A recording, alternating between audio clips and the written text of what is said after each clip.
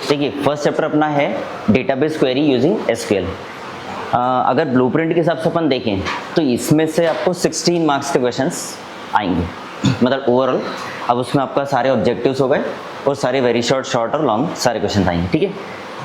अगर ब्लूप्रिंट अगर अपन देखें एमपी बोर्ड का अपने 12th क्लास के लिए जो है वो कुछ ऐसा है। सपोज 16, 17, 19 एंड 18, ठीक है। ये ऐसा है कि अगर आप फर्स्ट चैप्टर की बात करें तो फर्स्ट चैप्टर आपका 16 मार्क्स कवर करेगा। सेकंड चैप्टर जो है, अब सेकंड चैप्टर में थोड़ा सा चेंज है, एक तो आपका सेकंड चैप्टर और उसके साथ में एक थर्ड चैप्टर भी है, दोनों को मिला करके 17 की मार्किंग होगी। उसके बाद में आते हैं आपके चैप्टर 4 और चैप्टर 5, ठीक है। चैप्टर 4 चैप्टर 5 में क्या है, ये 19 मार्क्स का अकेला चैप्टर है, चैप्टर 4। चैप्टर 5 जो है वो आपका 18 मार्क्स का है, ये सोसाइटल इम्पैक्ट चैप्टर का नाम है, सबसे लास्ट चैप्टर है, ठीक है। ये दोनों स्कोरिंग भी हैं, इजी चैप्टर्स भी हैं। ये तीनों जो है ये अपने प्रोग्रामिंग और माई एसक्यूएल के ऊपर डिपेंड है, मतलब एसक्यूएल लैंग्वेज वाला फर्स्ट चैप्टर है, उसके बाद आपका ये दोनों पाइथन के ऊपर बेस्ड है, ठीक है। ये आप ध्यान रखिएगा, अपन पहले स्टार्टिंग यहीं से करेंगे क्योंकि ये पहले अपना हो जाएगा तो ये अपने लिए ईजी रहेगा, ठीक है। ये थियोरेटिकल है लेकिन आपको इजी लगेगा, समझ में ज़्यादा जल्दी आएगा। ये वाला थोड़ा सा नेटवर्क के ऊपर चैप्टर है, कंप्यूटर नेटवर्क, ठीक है। जैसे राउटर क्या है, हब क्या है, नेटवर्क क्या होता है, टोपोलॉजीज क्या होती हैं, कौन कौन सी टेक्नोलॉजी अपन यूज़ करते हैं इंटरनेट चलाने में, एडवांटेज क्या है इंटरनेट के, वगैरह वगैरह बहुत सारी बातें, ठीक है। स्टार्ट करते हैं अपन चैप्टर फर्स्ट से, जिसका नेम है डेटाबेस क्वेरी यूजिंग एसक्यूएल, ठीक है। Database query using SQL.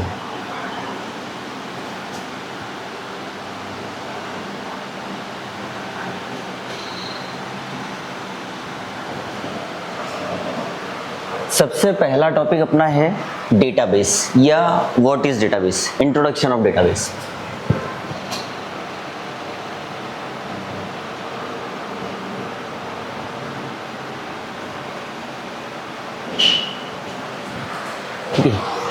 वैसे अगर सिंपल लैंग्वेज में अपन देखें तो डेटाबेस क्या है, it is an organise collection of data.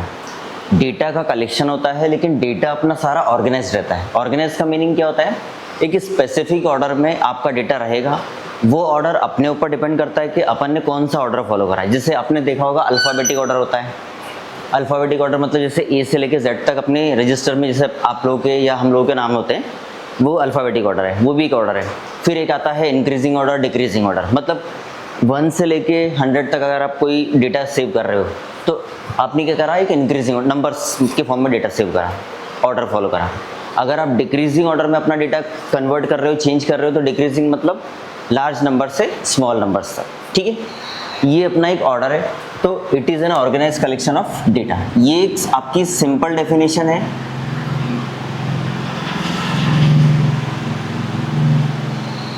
किसकी, डेटाबेस की,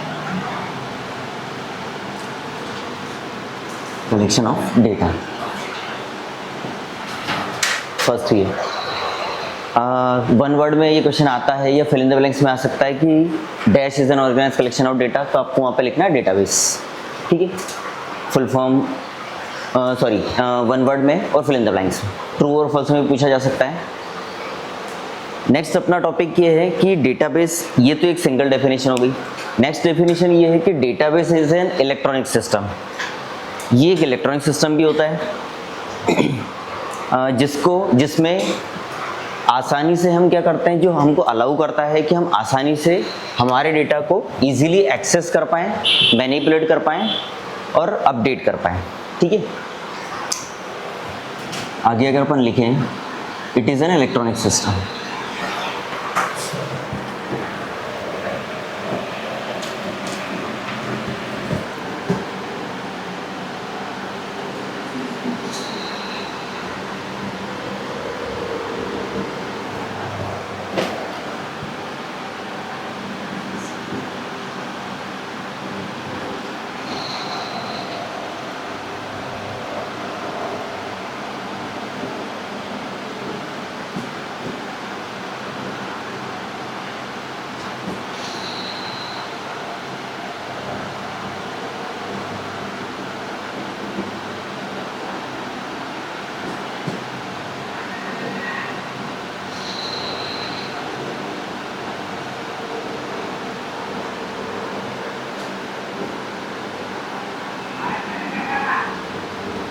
ठीक है।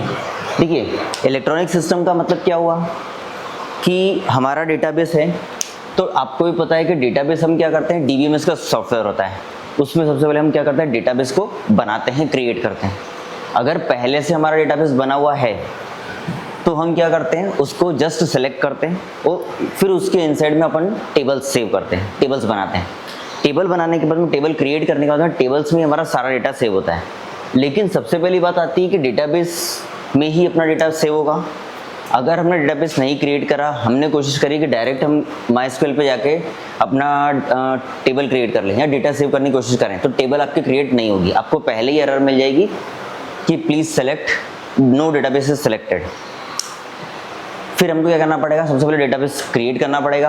अगर पहले से बना हुआ है तो उसको जस्ट सेलेक्ट करना पड़ेगा, ठीक है। उसके बाद हम क्या कर सकते हैं, टेबल क्रिएट कर सकते हैं, ठीक है। अब यहाँ पर डेफिनेशन क्या है कि ये इसीलिए इसको बोलते हैं इलेक्ट्रॉनिक सिस्टम। इलेक्ट्रॉनिक क्यों बोलते हैं, क्योंकि हम डेटाबेस किसी न किसी डिवाइस में रन करेंगे या यूज़ करेंगे, चलाएंगे, ठीक है। उसके बाद अब डिवाइस कौन कौन सा हो सकता है, एक तो कंप्यूटर है पहले, फिर आपका लैपटॉप, मतलब डेस्कटॉप लैपटॉप दोनों आ गए। मोबाइल, उसमें भी हम MySQL चला सकते हैं, उसमें भी अपन अपना डेटाबेस क्रिएट कर सकते हैं। वैसे ही काम कर सकते हैं जैसे अपन लैब में आप लोग चलाते हो कंप्यूटर, तब जहाँ चलाते हैं वैसे ही यूज़ अपन MySQL को यहाँ पे भी कर सकते हैं। MySQL का ऐप आप इंस्टॉल कर लो, वैसे के वैसे ही आपको सेम वर्किंग करना पड़ेगा। एक बात ध्यान रखिएगा, सबसे पहले क्रिएट होता है आपका डेटाबेस, ठीक है। फिर उस डेटाबेस के इनसाइड में ही हम लोग टेबल्स क्रिएट करते हैं, ठीक है। एक बात और है, टेबल्स को या तो डेटाबेस को पहले क्रिएट करना पड़ता है। अगर आपने क्रिएट कर रखा है तो पहले से है, तो फिर आपको उसके करना पड़ेगा, सेलेक्ट करना पड़ेगा, ओनली सेलेक्ट करना पड़ता है फिर, ठीक है। क्रिएट करने के लिए तो क्रिएट डेटाबेस, और फिर हम डेटाबेस का नेम दे देते हैं, जैसे हमने दिया क्रिएट, फिर लिखा डेटाबेस। फिर डेटाबेस का नाम हमको क्या रखना है, सपोज हम लिख लेते हैं क्लास 12, ठीक है। नेम जब आप दोगे तो क्लास 12 आपको सिंगल वर्ड की तरह लिखना है, आपको इनमें स्पेस नहीं देनी है। क्लास 1 to यानी कि 12। अगर आप इसको क्लास स्पेस देकर 12 लिखोगे तो फिर वो एरर काउंट हो, ठीक है। लास्ट में आपको लगाना है सेमीकोलन। ये आपने क्या करा है, एक नया डेटाबेस क्रिएट करा, ठीक है। मान लीजिए कि अगर आपने पहले से कोई डेटाबेस बना होता तो हम उसको जस्ट सेलेक्ट करते, सेलेक्ट करने के लिए क्वेरी बदल गई, केवल लिखना है यूज स्पेस देके नेम दे दिया सपोज क्लास 12, ठीक है। बस इतनी सी क्वेरी है, तो हमको क्या होगा, ये डेटाबेस सेलेक्ट हो जाएगा। आपको मैसेज जैसे आप एंटर की प्रेस करोगे, कीबोर्ड का एंटर की प्रेस करा, तो फिर यहाँ पे मैसेज आएगा आपका नीचे डेटाबेस सेलेक्टेड, ठीक है। वो मतलब आउटपुट है अपनी क्वेरी का। ये क्वेरी रन करने पे क्या होगा, मैसेज आएगा डेटाबेस क्रिएटेड, डेटाबेस क्रिएट हो चुका, ठीक है। ये क्रिएट और ये सेलेक्ट, उसके बाद ही हम टेबल्स के वर्क पे जा सकते हैं। अब टेबल्स में भी सेम कहानी होती है, सेम कॉन्सेप्ट रहता है क्रिएट और सेलेक्ट का।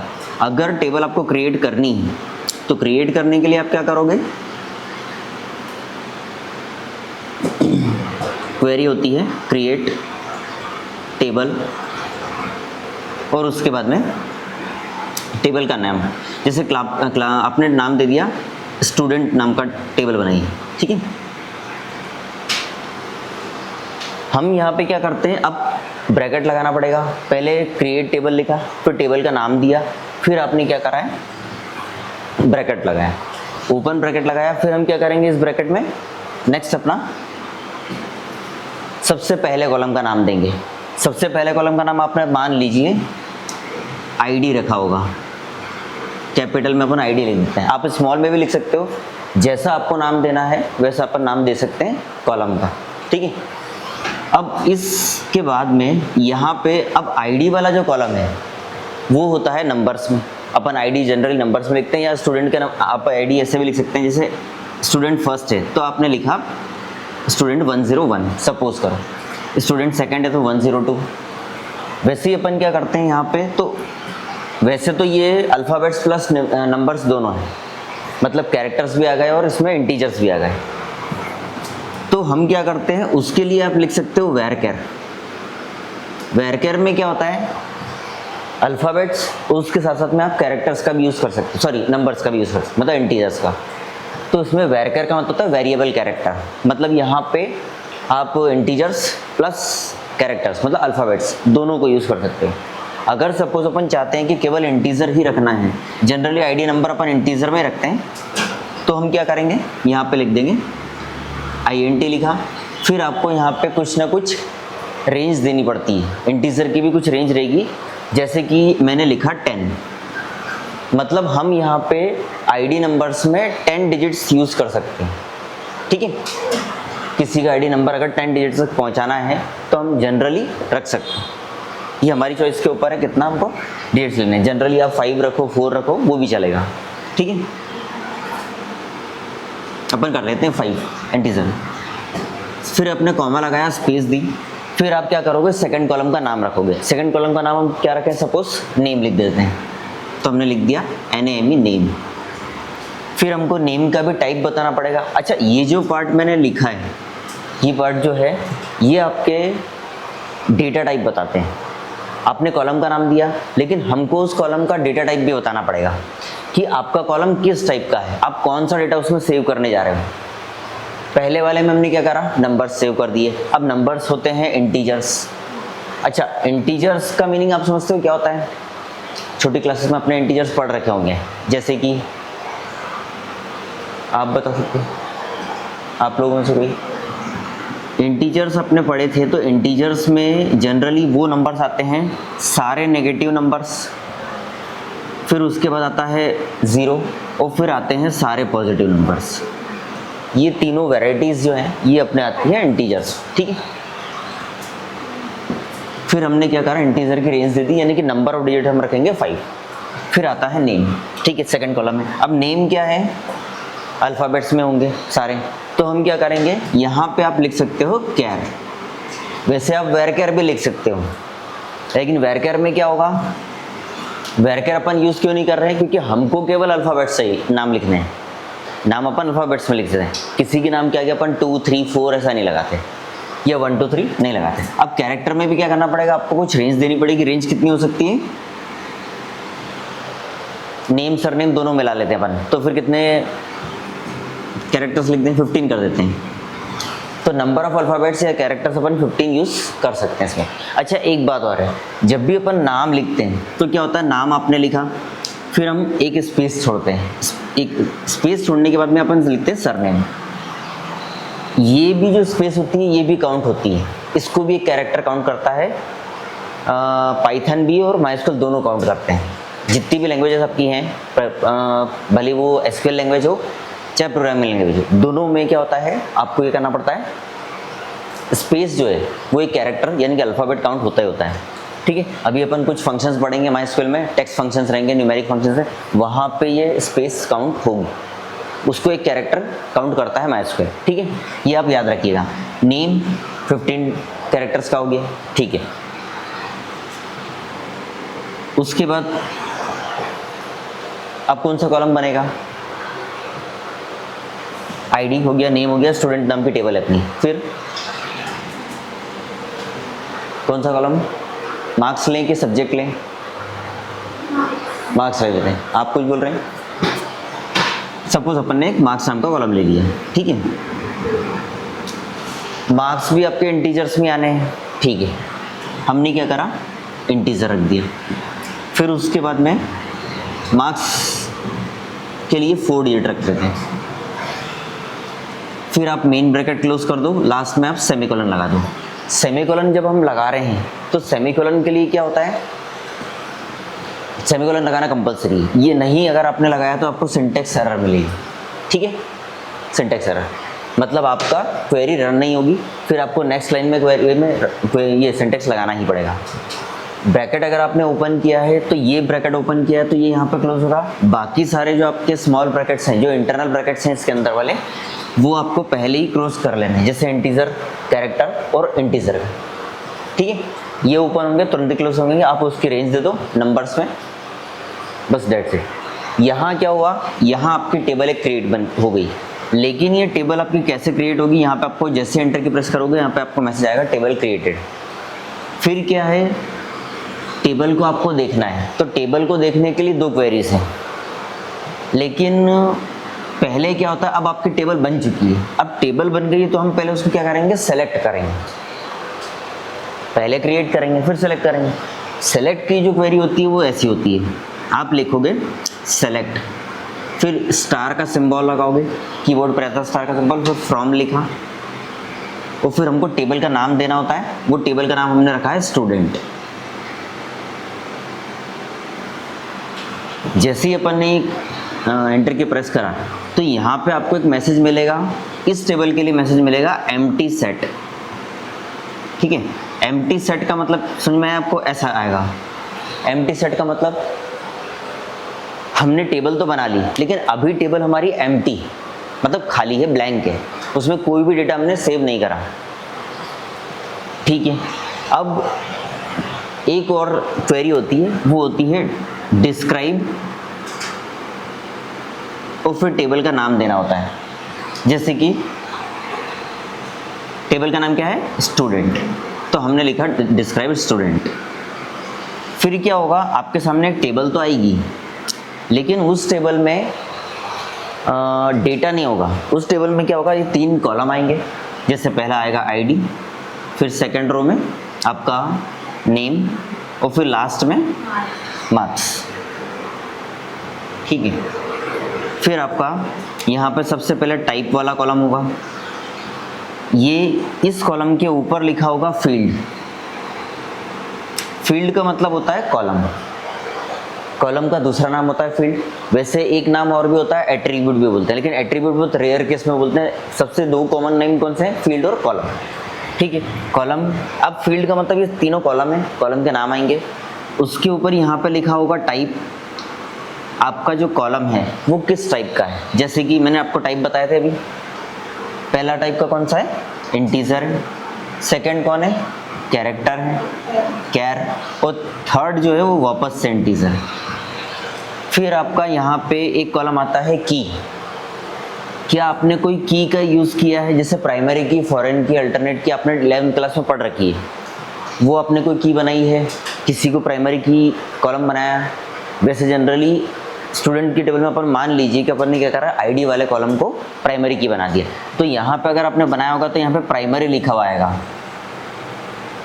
अगर बनाया होगा तो, नहीं बनाया तो यहाँ पे ब्लैंक कलर रहता है, या फिर मैक्सिमम नल लिखा रहता है, NULL। नल का मतलब होता है बिल्कुल एम्प्टी है, वहाँ पे जीरो भी नहीं है। नल का मतलब ना नेगेटिव नंबर्स हैं ना जीरो है, वहाँ पे कुछ भी नहीं है, बिल्कुल खाली स्पेस है, ब्लैंक।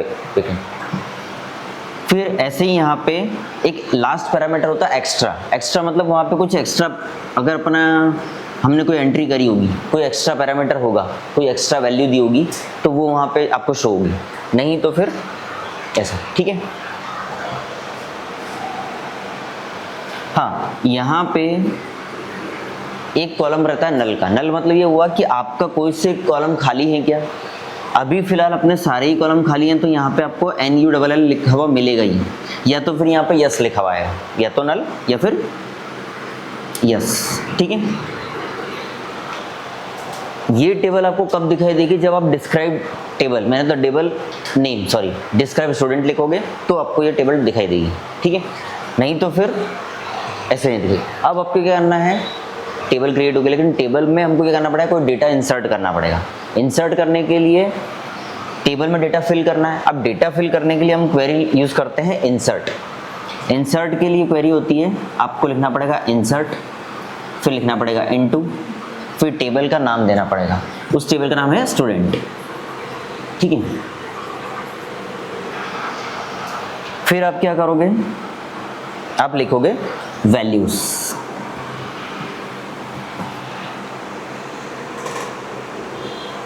इंसर्ट इनटू स्टूडेंट, फिर आप लिखोगे वैल्यूज। वैल्यूज के बाद आपको ब्रैकेट ड्रॉ करना पड़ेगा, टाइप करना पड़ेगा। वैल्यूज के बाद में ब्रैकेट आएगा। ब्रैकेट में सबसे पहला हमारा ब्रैकेट कौन सा है, सॉरी कॉलम कौन सा है, आईडी। आईडी में अपन को वैल्यू रखनी है, तो वैल्यू आप रखोगे नंबर्स में, क्योंकि इंटीजर वाला कॉलम है। सपोज आपने लिखा होगा 01, फिर आप कॉमा लगाओ, फिर स्पेस दो। स्पेस देने के बाद में सेकंड कॉलम नेम का है। नेम में आपने क्या रखा है, कैरेक्टर्स देने हैं। कैरेक्टर्स में आप सिंगल कोटेशन में किसी का नाम लिख दो। बोलिए आपका नाम। फिर से ठीक, हमने नाम लिख दिया दिशा, लेकिन यहाँ पे स्पेस नहीं देनी है। देखो आपने सिंगल कोटेशन लिखा, फिर नाम लिखा दिशा, ठीक है। उसके बाद सरनेम, ठीक, RATHL, ठीक है। अब कोटेशन क्लोज भी करना है। एक बात आप ध्यान रखिएगा, सिंगल कोटेशन आपने लगाया है, उसके बाद आप नाम लिखोगे, फिर स्पेस दोगे, फिर सरनेम लिखोगे, और फिर उसके बाद में तुरंत ही आपको कोटेशन क्लोज करना है। स्पेस नहीं देना है, कोटेशन के बाद स्पेस नहीं आएगी, जब क्लोजिंग कोटेशन होगा तब भी नहीं आएगी, ठीक है। यहाँ कॉमा के और स्पेस देना जरूरी नहीं, तो सेंटेंस एरर मिलेगी आपको। फिर आता है आपका मार्क्स का कॉलम। मार्क्स के कॉलम में हम लिखते हैं मार्क्स, जैसे आउट ऑफ 100 में से अपन मार्किंग करेंगे तो कितने मार्क्स दें। सपोज आपने 95 लिख दिया था। मार्क्स लिखते समय भी आपको सिंगल कोटेशन का यूज़ नहीं करना है। अगर आपने कहीं पे भी सिंगल कोटेशन लगा दिया तो उसका मीनिंग ये होता है कि हमने एक वर्ड बना दिया है, अल्फ़ाबेट का यूज़ कर लिया, स्ट्रिंग का। अगर मैं 01 में सिंगल कोटेशन लगा दूं तो फिर वो पाइथन MySQL के लिए इंटीजर नहीं रहा, वो बन जाएगा कैरेक्टर। आया समझ में? अगर आपने सिंगल कोटेशन इन दोनों में भी लगा दिया, 95 में या फिर 01 में, तो फिर वो बन जाएगा कैरेक्टर, फिर वो इंटीजर नहीं रहा। लेकिन होगा क्या, हमको मिलेगी एरर, क्योंकि यहाँ हमने इंटीजर दिया और यहाँ हम क्या वैल्यू दे रहे हैं, कैरेक्टर। तो वो अपन को पहले ही मैसेज आएगा कि आपने कैरेक्टर का यूज़ कर लिया है, जो कि गलत है, फिर इंटीजर यूज़ करना पड़ेगा मैसेज में। तो ये हो गया। लास्ट में सेमीकोलन पुट कर दो आप।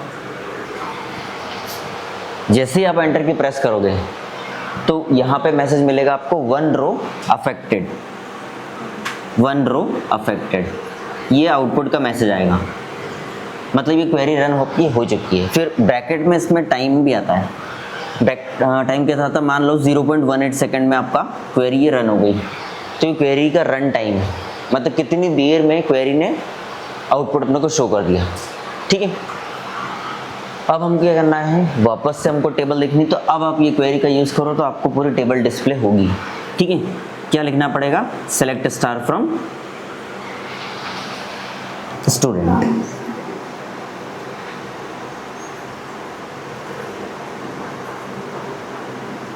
ठीक है।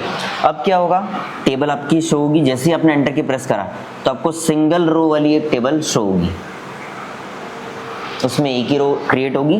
पहले में आईडी नंबर, सेकंड में नेम और थर्ड में आपका आएगा मार्क्स। जैसे कि नेम, आईडी नंबर में क्या दिया था 01, फिर नेम में नेम आ जाएगा, जैसा नाम आपने दिया था वैसे ही। जैसे डी और आर कैपिटल है वैसे डी और आर भी कैपिटल है, वो चेंज नहीं होंगे।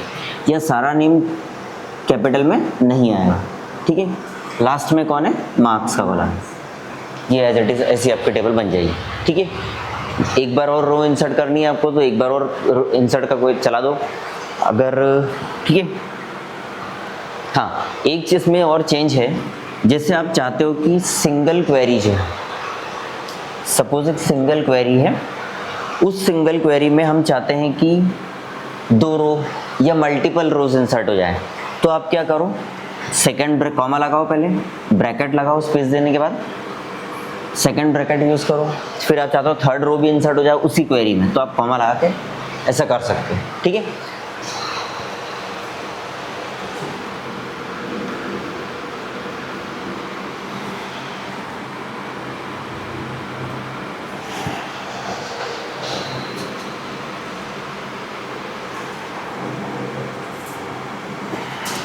ये मैंने आपको बताया पूरा कि कैसे अपन डेटाबेस बनाते हैं, कैसे टेबल क्रिएट करते हैं और कैसे उस टेबल को सेलेक्ट करते हैं और क्रिएट कर सकते हैं, ठीक है। ये था पूरा कॉन्सेप्ट। अब आया समझ आपको, पहले डेटाबेस क्रिएट होगा, देन उसके बाद ही अपन टेबल्स क्रिएट कर सकते हैं, ठीक है। डेटाबेस इलेक्ट्रॉनिक सिस्टम है, ये तो क्लियर हो गया आप लोगों को, ठीक है। सेकंड है कि हम आसानी से डेटा को एक्सेस कर सकते हैं, मैनिपुलेट कर सकते हैं और अपडेट कर सकते हैं। एक्सेस का मतलब क्या होता है कि हम क्या कर रहे हैं, हमारे डेटा को यूज़ कर पा रहे हैं।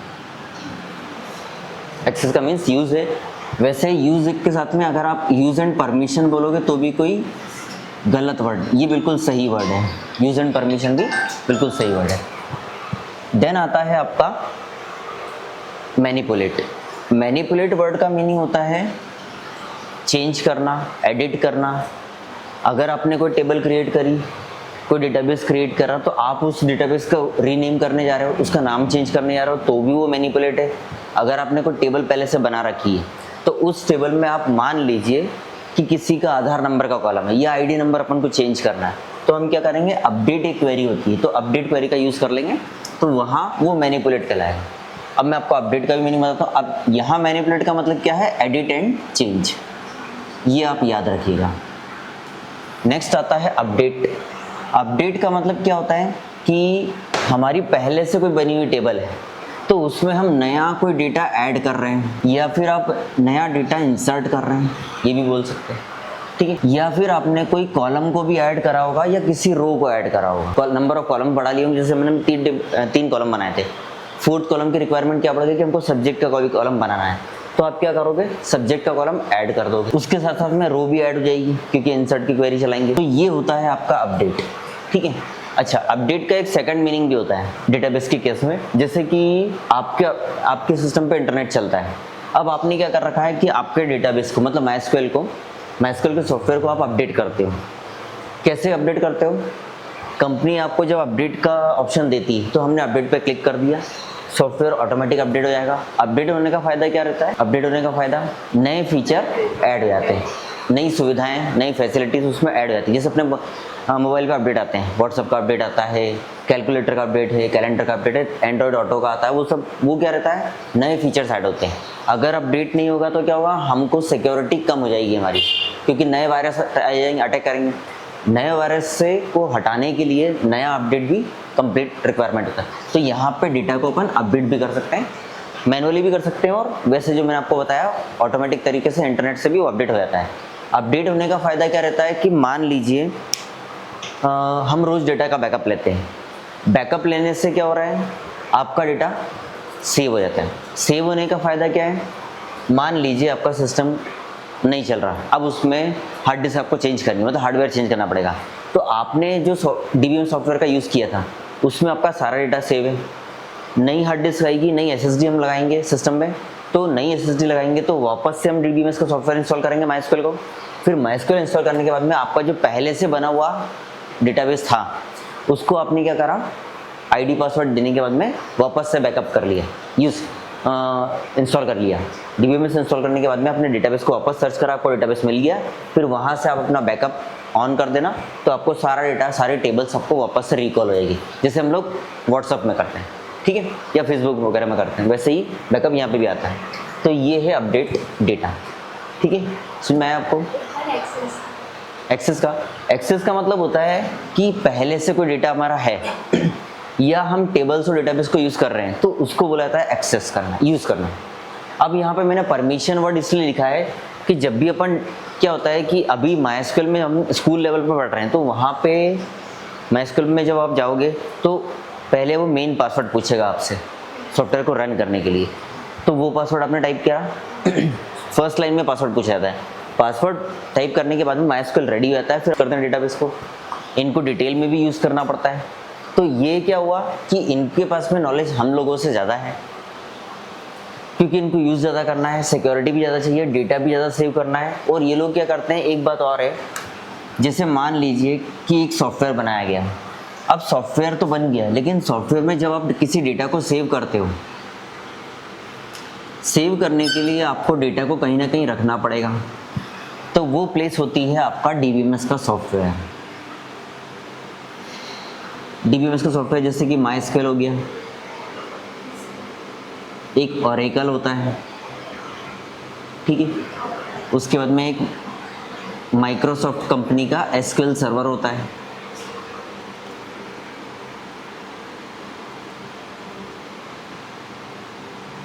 ये सब जो है ये आपके DBMS के सॉफ्टवेयर है। पहले, बहुत पहले चलता था DBase, अपनी बुक में भी एग्जांपल दिया हुआ है, वो लास्ट में था एक फॉक्स प्रो। ये दोनों अब थोड़े से बहुत कम यूज़ हो गए हैं, बहुत कम, बहुत सिंपल भी है ये, लेकिन ये सिंपल तो मतलब इनको जब अपन यूज़ करते हैं तो इनकी प्रोसेसिंग बड़ी लंबी है। जैसे पहले आपको डेटाबेस कहीं क्रिएट करना है, फिर उसके बाद में आप उसके इनसाइड में फाइल बनाओ, वही फाइल में आपकी टेबल बनेगी।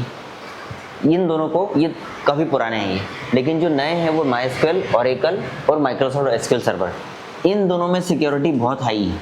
Oracle में सबसे ज़्यादा हाई सिक्योरिटी है, माइक्रोसॉफ्ट एसक्यूएल सर्वर में सिक्योरिटी है तो सही ये, लेकिन ये कंपनी ये माइक्रोसॉफ्ट कंपनी का है।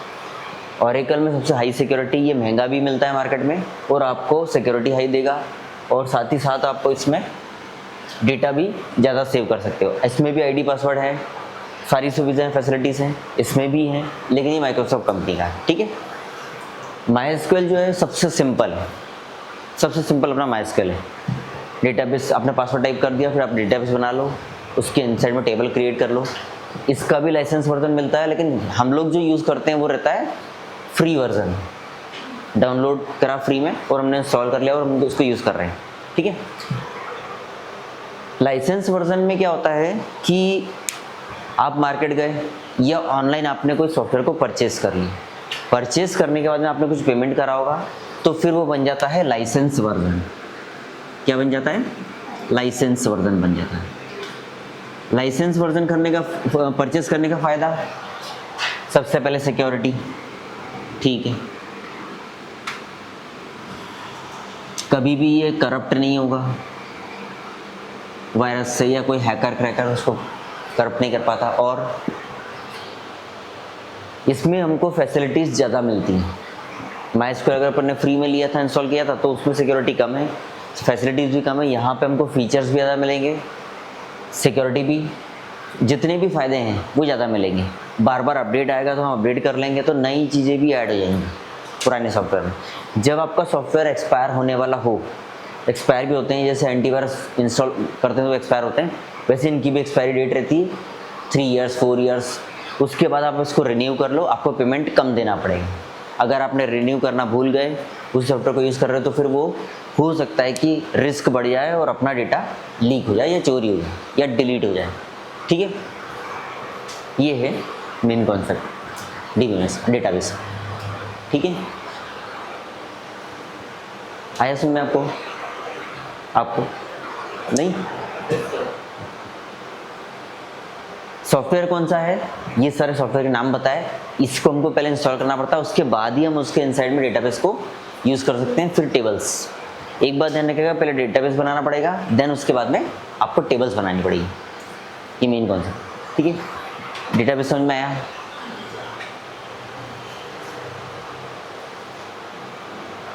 इसके बाद में डेटाबेस के आर्किटेक्चर होते हैं। आर्किटेक्चर में 3 लेवल्स होते हैं। अब आर्किटेक्चर का मतलब क्या होता है कि जब भी हमारा कोई डेटाबेस सेव हो रहा है, तो डेटाबेस जब बनाया गया तो उसको कुछ सोच समझ के बनाया गया था, तो वहाँ आर्किटेक्चर का यूज़ किया गया है। कितने आर्किटेक्चर का मतलब होता है कि जब इसको डिज़ाइन करते हैं डेटाबेस, तो डिज़ाइनिंग के समय क्या क्या कॉन्सेप्ट्स याद रखते हैं, और उस डिज़ाइनिंग को याद रखते समय क्या क्या कैसे हमारा डेटाबेस उसमें सेव होगा। डेटाबेस बन गया, सॉफ्टवेयर बन गया, अब सॉफ्टवेयर में आपको इनसाइड में डेटाबेस भी बनाना है, डेटाबेस के इनसाइड में टेबल्स भी आएंगी, तो फिर आपको डिज़ाइन सोचना पड़ेगी, समझना पड़ती कंपनी को कैसे डिज़ाइन करेंगे। उसी पार्ट को कहते हैं डेटाबेस आर्किटेक्चर, या हिंदी में अगर बोलें तो डेटाबेस का आर्किटेक्चर। तो उसके 3 लेवल होते हैं। एक होता है एक्सटर्नल, 3 टाइप के आर्किटेक्चर होते हैं। एक एक्सटर्नल लेवल होता है आर्किटेक्चर में, एक होता है इंटरनल लेवल, और लास्ट में आता है आपका कंसेप्चुअल लेवल, ठीक है।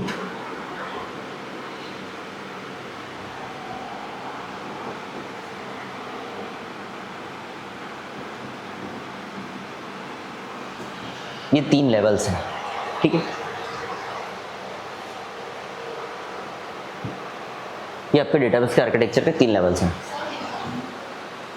डिज़ाइन मतलब जैसे आपने प्लान करा कि आपको एक कैलेंडर बनाना है, सपोज पाइथन में, तो आप क्या करोगे? पहले पाइथन के प्रोग्रामिंग तो आपको आती है, फिर आप क्या करोगे? थोड़ा सा नेट का हेल्प लोगे, इंटरनेट की, वहाँ पे देखोगे कि कैसे कैलकुलेटर का सॉफ्टवेयर बना सकते हैं हम लोग। फिर क्या करेंगे, हम प्रोग्राम बनाना शुरू करेंगे। प्रोग्राम्स में आपको पूरा समझना पड़ेगा कि मान लीजिए कि आपका फर्स्ट पेज कैसा दिखेगा जब आपका सॉफ्टवेयर ओपन हो, तो उसका लुक कैसा होना चाहिए, उसका बैकग्राउंड कलर कैसा होना चाहिए, ये जो बटन्स दिख रहे हैं जैसे 1 2 3 ये बटन है, तो बटन कैसे लुक वाइज शो होंगे, ये सब आता है डिज़ाइनिंग में। और किसी भी चीज़ को डिज़ाइन करने के पहले अपन को माइंड में प्लानिंग करनी पड़ती है कि हाँ इसकी डिज़ाइन ऐसी होगी, या फिर हम है ना कैलकुलेटर बना रहे हैं तो कैलकुलेटर सिंपल बनाएं कि वो साइंटिफिक कैलकुलेटर भी बना दें उसमें। तो पहले आप कोशिश करोगे सिंपल बनाते हैं, सिंपल में सारे कैलकुलेशन हो रहे हैं, फिर यहाँ पे एक स्क्रीन आएगी जिसमें अपने सारे नंबर डिस्प्ले होंगे, कैलकुलेशन के आंसर डिजिट आएंगे, वो होता है आपका आर्किटेक्चर या डिज़ाइन। ठीक है, अब इसमें 3 लेवल्स हैं, 3 लेवल्स में एक्सटर्नल, इंटरनल और कंसेप्चुअल लेवल है। एक्सटर्नल लेवल में क्या होता है कि जो आपका सॉफ्टवेयर बनाओगे आप, डेटाबेस बनाओगे, तो एक्सटर्नल यानी कि फिजिकली वो दिखेगा कैसे, जब आपने इंस्टॉल कर दिया फिर एक विंडो ओपन होगी डबल क्लिक करने पे कि हाँ ये सॉफ्टवेयर हमारा माइस्क्यूएल ऐसा दिखता है। जैसे आपने माइस्क्यूएल देख रखा है, माइस्क्यूएल कैसा दिखता है, एक विंडो ओपन होती है लेकिन वो कंप्लीट ब्लैक बैकग्राउंड के साथ में आती है, फिर वहाँ पे लिखा रहता है माइस्क्यूएल, फिर उसका वर्जन सर्वर 5.1 या कोई दूसरा भी वर्जन नया वाला है वो भी आता है। फिर आपका सबसे पहले एंटर पासवर्ड, पहली स्टेप पे लिखा होता है एंटर पासवर्ड, आपने पासवर्ड टाइप किया तब जाके वो रेडी होता है। कुछ 8 to 10 लाइन्स आगे बढ़ने के बाद में यहाँ पर लिखा हुआ आता है माइस्क्यूएल, और कैसा आता है वो लिखा हुआ ऐसा। तो ये सब है, ये रेडी स्टेट होती है, मतलब रेडी कंडीशन है कि हाँ अब हम क्या कर सकते हैं, टाइप आगे कर सकते हैं। ठीक है, माइस्क्यूएल रेडी है यूज़ करने के लिए। एक्सटर्नल लेवल में तो फिजिकली चीज़ें आ गई। इंटरनल में क्या होता है, सारी आपके डेटाबेस का परफॉर्मेंस चेक करना, सारे जो इंटरनल मैटर्स हैं, ऑपरेशनल मैटर्स, स्पीड कितनी है, कितना टाइम लग रहा है डेटाबेस को ओपन होने में, कितना डेटा ये कम समय में सेव कर पा रहा है, इसकी स्पीड कितनी है, कितनी टाइम में टेबल क्रिएट करके दी, कितनी टाइम में डेटाबेस क्रिएट कर दिया, ज़्यादा सेकंड्स तो नहीं लग रहे, मिली सेकंड में टाइम तो नहीं लग रहा, कम तो नहीं लग रहा, ज़्यादा तो नहीं हो रहा, स्पीड ज़्यादा तो नहीं है, वो सब चीज़ इंटरनल लेवल में चेक होती है। कंसेप्चुअल लेवल में सारे कॉन्सेप्ट की बात देखी जाती है, सारी बात चलती है कॉन्सेप्ट की। कॉन्सेप्ट का मतलब आपने डेटाबेस बना दिया, ठीक है, फिर आप उसके अंदर में टेबल भी बना लोगे, मान लो कि कितनी टेबल्स आप बना सकते हो, तो वैसे उसका कोई लिमिट नहीं है, वो अनलिमिटेड है। तो ये सारी बातें कॉन्सेप्ट में आती हैं कि कंसेप्चुअल क्या क्या बातें उसमें आती हैं।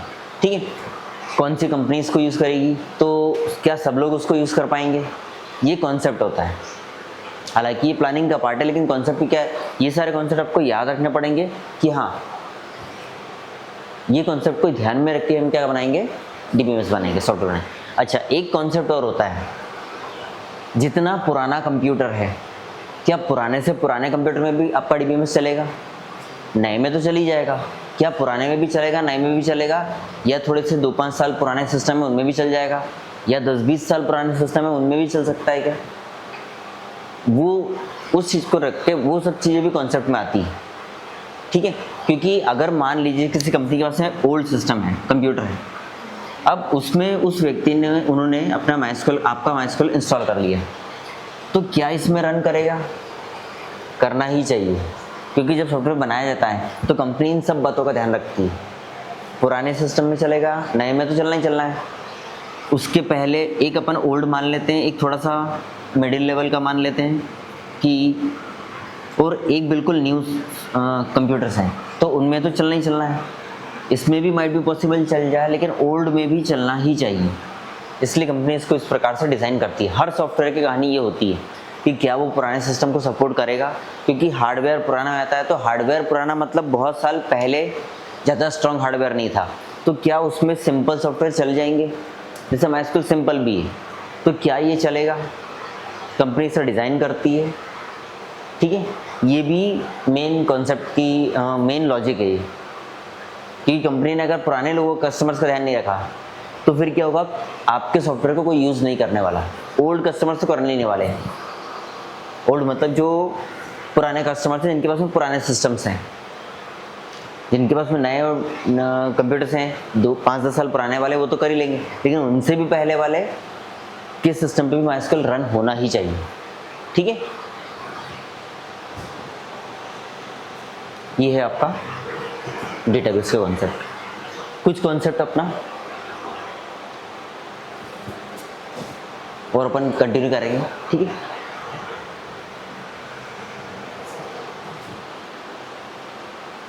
अब मेरे को डेफिनेशन बताओगे डेटाबेस की, यही दोनों बता देना, इरेज कर दूँ मैं फिर बताना।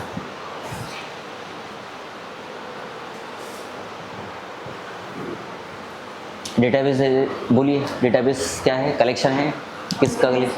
ऑर्गेनाइज कलेक्शन होता है।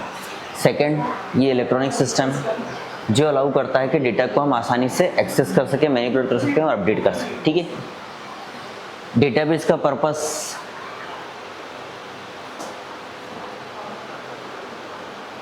जब हमारे पास डेटा बहुत सारा है, बहुत ह्यूज अमाउंट में डेटा हम सेव करना चाहते हैं, तो हम क्या करेंगे? डेटाबेस का यूज़ करेंगे।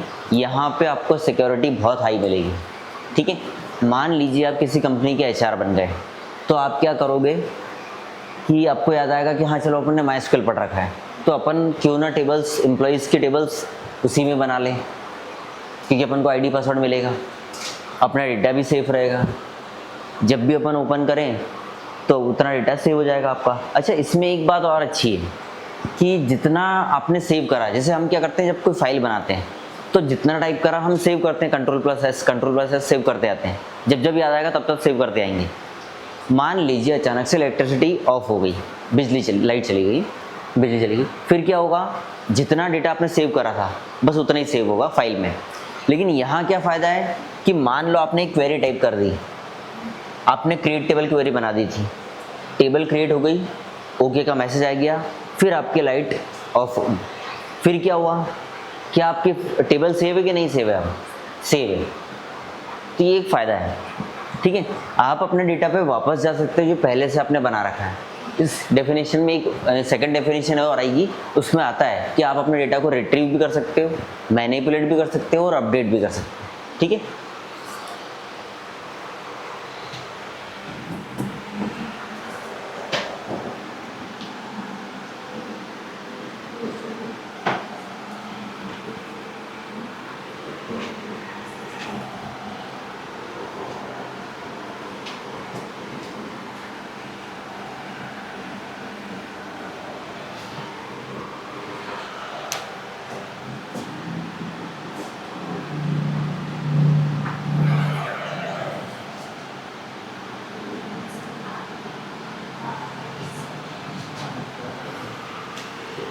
देखिए एक और टेबल्स को फ्लैट फाइल्स भी कहते हैं। ठीक है, क्या बोलते हैं? Flat files. ये आपसे क्वेश्चन पूछा जा सकता है। Tables are also known as flat files, ये अपनी डेफिनेशन में है, लेकिन ये वाली डेफिनेशन आपको वो अपनी बुक में मिलेगी लेट अस रिवाइज वाले टॉपिक पे, जहाँ पे पॉइंट्स टू रिमेंबर होते हैं ना, जो सबसे लास्ट में चैप्टर खत्म होने के बाद जब अपने को दिखाई देता है की पॉइंट्स रहते हैं, वहाँ लेट अस रिवाइज वाले सेक्शन सबसे लास्ट में जब चैप्टर खत्म हो जाएगा आपका, तो वहाँ पे आपको एक टेबल बनी हुई है, उसमें सारी डेफिनेशंस लिखी हुई हैं कि किस कॉन्सेप्ट को क्या बोलते हैं। तो वहाँ पे एक आपको मिलेगा डेटाबेस की डेफिनेशन में है कि टेबल्स को फ्लैट फाइल्स भी कहते हैं। ठीक है, इसका मीनिंग ये हुआ कि टेबल्स भी एक प्रकार की फाइल्स ही होती हैं। क्यों होती हैं फाइल्स? क्योंकि उसमें भी डेटा सेव होता है, बस वहाँ पे हमने टेबुलर फॉर्मेट में डेटा सेव करा है, टेबल के रूप में। ठीक है, जैसे डेटा क्या है? आईडी नंबर है, नेम है, आधार नंबर है, पैन नंबर है, DOB होगी, एज होगा, एज वाला कॉलम होगा, तो ये सारी हैं तो डेटा ही, ये भी फाइल का डेटा है। तो उसमें इसलिए टेबल्स को फ्लैट फाइल्स कहते हैं। ठीक है, और कोई डाउट किसी को? डेटाबेस नहीं समझ में आया?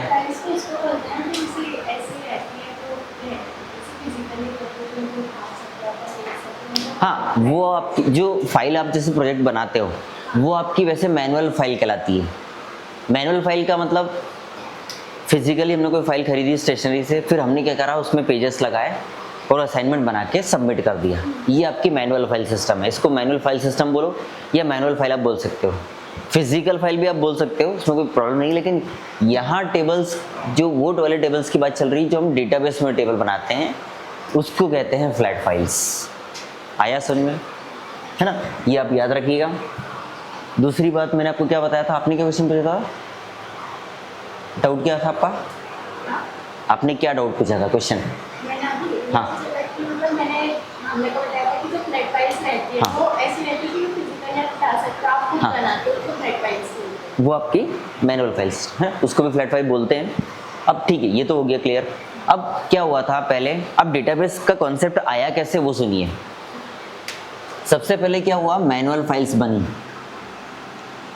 मैनुअल फाइल्स मतलब जैसे स्टेशनरी से अपन को फाइल खरीद के लाए, अब जैसे मान लीजिए स्कूल की बात चलते हैं पर, अब स्कूल में आपने एडमिशन लिया, अब उस फाइल में आपके सारे डॉक्यूमेंट्स लगा के रख दिए गए, टीसी लगा दी, और भी बहुत सारे, आधार का पेज लगा दिया, आधार का डॉक्यूमेंट, आपका डेट ऑफ बर्थ का जो सर्टिफिकेट रहता है वो लगा दिया, डीओबी सर्टिफिकेट लगा दिया, बहुत सारे डॉक्यूमेंट आपके मार्कशीट वगैरह सब लगा के रख दी। अब एक मैनुअल फाइल आपने स्कूल वालों ने शेल्फ में रख दी। पहले ये कॉन्सेप्ट था। फिर क्या हुआ, फिर आया कंप्यूटर का फाइल सिस्टम आया, ठीक है। फाइल सिस्टम में क्या हुआ, सेम ऐसी फाइल्स बनती हैं, आज भी बनती हैं। उस फाइल को आप सेव करके रख लो स्टूडेंट वाइज। जैसे एक स्टूडेंट के नाम से हमने एक फाइल बना दी MS वर्ड की, हमने क्या करा, नेम, एज वगैरह वगैरह सारी डिटेल उनकी सेव करके रख दी। अगर डॉक्यूमेंट्स के फोटोज लिए होंगे तो वो भी हमने वहाँ पे पेस्ट करके रख दी, फाइल में सेव कर दी। ये फाइल सिस्टम है आपका कंप्यूटर का फाइल सिस्टम। ये फाइल सिस्टम के ठीक पहले एक फाइल सिस्टम और आया था, उसको ट्रेडिशनल फाइल सिस्टम बोलते हैं। क्या बोलते हैं? Traditional file system. इस ट्रेडिशनल फाइल सिस्टम में पता है क्या हुआ था कि आपने कोई फाइल बनाई, तो फाइल बनाने के लिए हमको पहले प्रोग्राम बनाने पड़ते थे। पहले आप एक प्रोग्राम टाइप करो तो उसके आउटपुट में आपको एक फाइल बनेगी। फर्स्ट फाइल, मान लो आपने रिज्यूम की फाइल बनाई होगी, जब आप फ्रेशर थे तब का रिज्यूम था वो, ठीक है। अब फ्रेशर थे मतलब कहीं जॉब नहीं किया आपने, वो फ्रेशर, ठीक है। अब क्या हुआ कि आपको 1 साल बाद 1 ईयर का एक्सपीरियंस हो गया, तो आपने क्या करा, नया रिज्यूम बनाना पड़ेगा। वो रिज्यूम में एक्सपीरियंस शो करना पड़ेगा आपको। उसके लिए आप क्या करोगे, दोबारा से फाइल बनाओ, दोबारा से प्रोग्राम लिखो। ये था पहले। अगर आपको केवल एक अल्फ़ाबेट भी चेंज करना है तो फिर से आप एक नया प्रोग्राम बनाओ, तब जाके आपके फाइल में वो चेंज होगा। कॉमा नहीं लगाया तो फिर नई फाइल बनाओ, नया प्रोग्राम टाइप करो, वो कॉमा भी लग जाएगा उस फाइल में। सिर्फ कॉमा नहीं था, फुल स्टॉप नहीं था, कहीं हम भूल गए, मोबाइल नंबर गलती से एक अल्फ़ाबेट नंबर गलत हो गया, तो भी आपको ये सारे काम करना। ये होता था ट्रेडिशनल फाइल सिस्टम। फिर उसके बाद में आया अपना, जो मैंने आपको अभी फाइल सिस्टम बताया कंप्यूटर का, वो आया। ये थोड़ा सा काफ़ी आसान हो गया, लेकिन इसमें भी एक नुकसान था। क्या? कि यहाँ कोई सी भी फाइल को कोई भी डिलीट कर सकता है कभी भी। अगर आपने अपनी फाइल को पासवर्ड नहीं दिया या फाइल को हाइड नहीं किया, हाइड भी होती है फाइल, हाइड का मतलब होता है फाइल छुप जाती है, आपको जिस फोल्डर में आपने रखा है वहाँ पे एकदम शो नहीं होगी, वहाँ पे आप उसको जब अनहाइड करोगे तब जाके वो फाइल शो होगी, उसका फोल्डर शो होगा, नहीं तो फिर वो हाइड रहता है, ठीक है। डिलीट कर देगा, सिक्योरिटी ब्रेक हो जाती है, कोई डेटा हमारा लीक हो सकता है, कंपनी का इंपॉर्टेंट डेटा अगर हो, कंपनी को प्रॉफिट कितना हुआ, कंपनी ने इनकम टैक्स वालों से कुछ पैसे छुपा के रखे थे तो वो भी शो हो गए। तो ये फाइल सिस्टम के डिसएडवांटेजेस हैं। फिर क्या आया, फिर आया अपना डेटाबेस, मतलब DBMS आया। आप इसको DBMS के नाम से पुकारना, ठीक है, पहचानना। DBMS जनरली एक सॉफ्टवेयर होता है, उसी के इनसाइड में अपन डेटाबेस बनाते हैं। तो आप कभी भी डेटाबेस को सॉफ्टवेयर मत मानना या बोलना, ठीक है। मेन अपना कॉन्सेप्ट क्या रहता है, DBMS का सॉफ्टवेयर रहता है, उसी में अपन डेटाबेस सेव करते हैं, बनाते हैं, फिर उसके इनसाइड में अपन अपने टेबल सेव करते हैं या क्रिएट करते हैं। आया समझ में? तो ये सिस्टम तब जाके अपना डेटाबेस का कॉन्सेप्ट आया है, ठीक है। पहले मैनुअल फाइल सिस्टम आया जिसे मैंने बताया, फिर ट्रेडिशनल फाइल सिस्टम आया, इसमें बहुत डिसएडवांटेज थे, जब भी आपको कोई चेंज करना है तो वहाँ पे बनाओ। दूसरी बात यहाँ पे क्या थी, जब भी अपन प्रोग्राम्स बनाते थे तो यहाँ पे पंच कार्ड हुआ करते थे। जैसे आपने first generation second generation computer में पंच कार्ड पड़े थे, एटीएम कार्ड जैसे कार्ड होते थे, वो कार्ड हम यूज़ करो, उनको कंप्यूटर में लगाओ, पहले प्रोग्राम टाइप कर दो, सेव कर दो उस कार्ड में, तब जाके वो फाइल क्रिएट होती थी। ठीक है, ये डिसएडवांटेज था, इसमें बहुत टाइम लगता था, प्रोग्रामिंग बार बार सीखनी पड़ती थी। फिर कॉन्सेप्ट आया ये फाइल सिस्टम का, जो अपना कंप्यूटराइज्ड फाइल सिस्टम आया। फिर इसके भी डिसएडवांटेज है कि सिक्योरिटी नहीं मिलती है, डिलीट हो सकता है डेटा, अगर आपकी फाइल करप्ट हो जाए तो ऑटोमेटिक डेटा डिलीट हो जाता था वायरस से, ऐसा भी होता है, आज भी होता है। डेटाबेस, फिर डेटाबेस का कॉन्सेप्ट है, यहाँ आपको कोई भी ना तो आपका डेटा करप्ट होना है, मतलब ना वायरस अटैक करेंगे, ना कोई दूसरी प्रॉब्लम आएगी आपको, नो प्रॉब्लम्स। ठीक है,